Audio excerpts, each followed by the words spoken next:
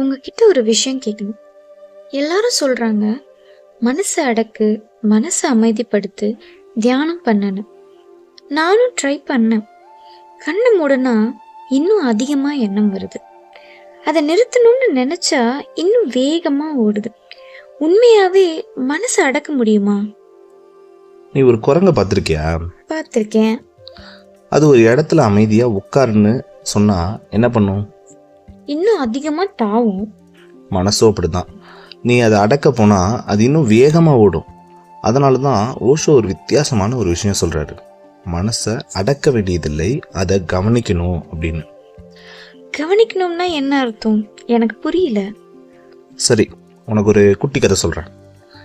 ஒரு சின்ன பையன் தடவையா கண்ணாடி பார்த்தான். அதில் இன்னொரு பையன் நிற்கிறான்னு நினச்சி அவனை பார்த்து கோவப்பட்டான். முகம் சுழிச்சான். அந்த பிரதிபலிப்பும் முகம் சுழிச்ச மாதிரியே தெரிஞ்சிச்சு. கல்லை எடுத்து எறிஞ்சான். கண்ணாடி உடஞ்சிருச்சு. ஆனால் அவன் சண்டை போட்டது யார்கிட்ட? அவன்கிட்ட தான். கரெக்ட். ஸோ நாமும் அப்படி தான். நம்ம எண்ணங்களுடைய சண்டை போடுறோம். ஆனால் அந்த எண்ணங்கள் நாம் இல்லை, நம்ம மனசில் தோன்றி மறைகிற அலைகள். அப்படின்னா எண்ணம் வர்றது தப்பு இல்லையா? இல்லையே. வானத்தில் மேகம் வர்றது தப்பா? இல்லை. கடலில் அலை வர்றது தப்பா? இல்லை. காற்று வீசுறது தப்பா? இல்லையே. அது இயற்கை. அதே மாதிரி எண்ணங்கள் வர்றது இயற்கை. பிரச்சனைகள் எண்ணம் வர்றதுல இல்லை, அதை நான் தான் நம்புறதுல தான் இருக்கு.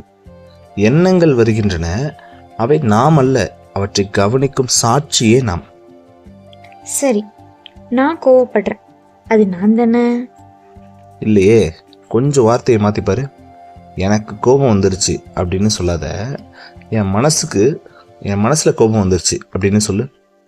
ஒரே ஒரு வார்த்தை மாறுச்சு, ஆனால் அது டோட்டலாக அப்படியே மாற்றிடுச்சு சென்டென்ஸையே. ஏன்னா இந்த கோபத்துக்கு உனக்கும் நடுவில் ஒரு தூரம் வந்துருச்சு. அந்த தூரம் தான் விழிப்புணர்வு. அதாவது நான் எதுவுமே செய்ய வேண்டாமா? சும்மா பார்த்துட்டே இருக்கணுமா? அப்படி இல்லை. சரி, நான் இன்னொரு கதை சொல்கிறேன். ஒரு சீடன் தன்னோட குருட்ட போயிட்டு எனக்கு மன அமைதி வேணும்னு சொன்னான். குரு அவனை பார்த்து ஒரு ஏரிக்கரைக்கு கூட்டிகிட்டு போனார். அந்த நேரம் பலத்த காற்று வீசுச்சு. தண்ணி முழுக்க அலை. உன் முகத்தை அதில் பாரு அப்படின்னு சொன்னார். அவனால் முடியல. கொஞ்ச நேரம் கழித்து காற்று நின்றுச்சு. தண்ணி அமைதியாயிடுச்சு. இப்போ முகம் தெளிவாக தெரிஞ்சிச்சு. அப்போ குரு சிரிச்சுக்கிட்டே சொன்னார், நீரை நீ அமைதிப்படுத்தலை, அதை தொந்தரவு செய்யாமல் இருந்த, அதுதான் அமைதியாயிடுச்சு. அதே மாதிரி தான் மனமும். மனதை வலுக்கட்டாயமாக அமைதிப்படுத்த இயலாது. அதை விழிப்புணர்வுடன் கவனிக்கணும். அமைதி தானா வெளிப்படும்.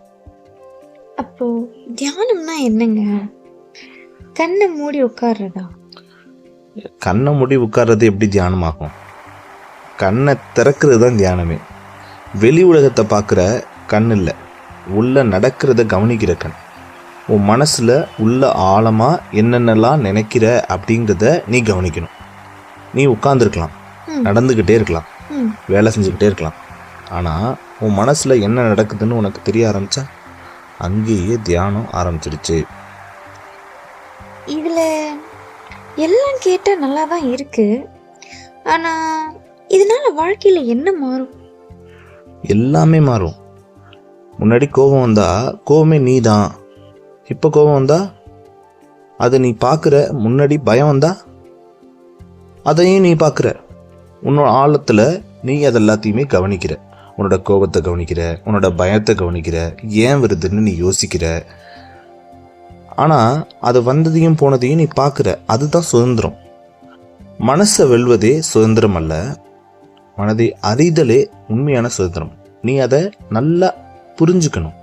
மனசு எதை திங்க் பண்ணுது, எதை பற்றி நீ அதிகமாக யோசிக்கிற அப்படிங்கிறத ஒன்றை நீயே புரிஞ்சுக்கணும். அப்படின்னா நான் யாரு? ரொம்ப ஆழமான கேள்வி கேட்டுட்ட. இதுக்கு ஓஷோவோட ஒரு ஆழமான ஒரு பதில் இருக்கு. உடம்புன்றது நீ இல்லை, நீ எண்ணமும் நீ இல்லை, உணர்ச்சியும் நீ இல்லை. இவை எல்லாத்தையும் கவனிச்சிட்டு இருக்கிற அந்த அமைதியான சாட்சி தான் நீ. ஸோ அதை ஒரு முறை உணர்ந்துட்டேன்னு வச்சுக்கேன், உன்னோட வாழ்க்கையே மாறிடுச்சு. சரி, நம்ம முடிவுக்கு வந்துட்டோம்.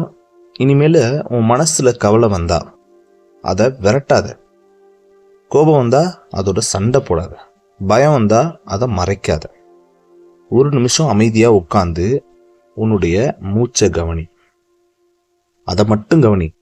ஏன்னா எண்ணங்கள் மேகங்கள் மாதிரி அப்படியே வந்து வந்து வந்து போகும். அதை நீ கவனிச்சுக்கிட்டே இருந்த அப்படின்னா அதுதான் உன்னை அமைதிப்படுத்தும்.